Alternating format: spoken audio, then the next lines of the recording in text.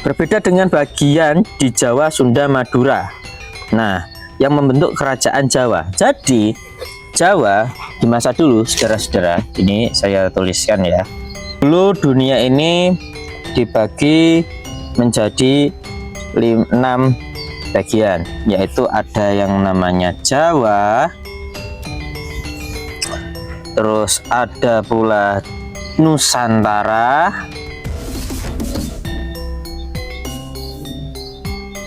kemudian ada Desantara,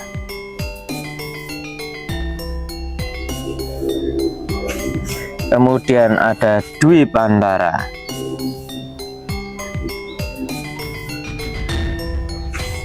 kemudian ada Yawana,